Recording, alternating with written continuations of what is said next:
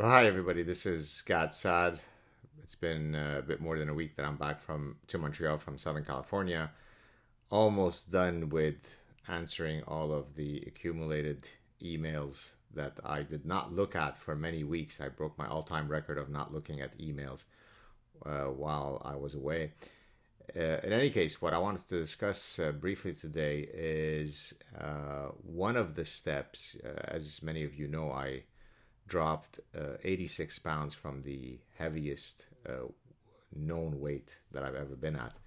Uh, and I've maintained that weight loss, but there were several trips that happened over the past few months, and it's hard to always maintain the strict regimen when you're on a diet. You go away on all these trips with restaurant eating and so on, and it was especially hard when we were away for an extended period in Southern California.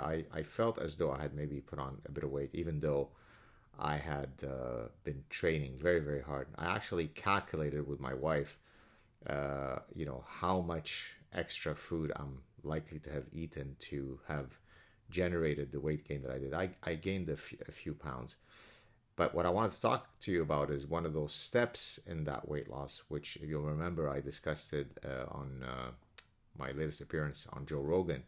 I said that you have to be responsible to the scale.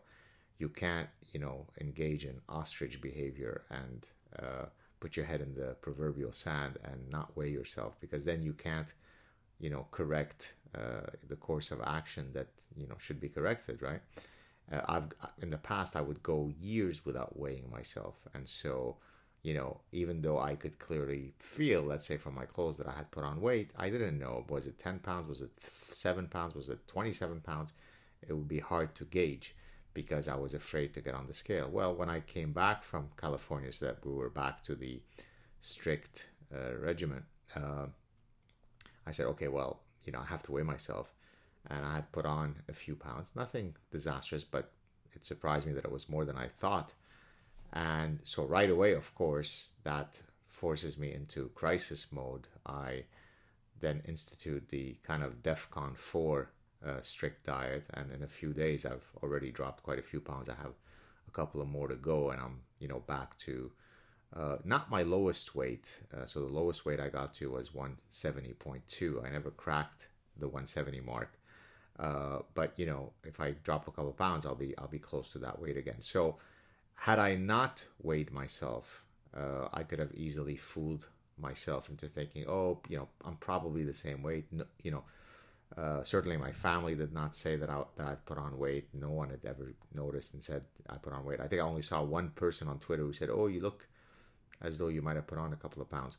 And so, again, my point is that there is no escaping the fact that holding yourself accountable to the scale is a terribly important step of the kind of the cocktail of behavioral patterns that you need to institute as part of not only weight loss but then weight maintenance. So I nipped it in the bud now. I can quickly, within a month, go back to hopefully my lowest weight and eventually crack the 170. And as I said, I went through decades where I would weigh myself every 2, 3, 4 years. Don't do that. Weigh yourself maybe once a week. I wouldn't do it every day because it fluctuates too much.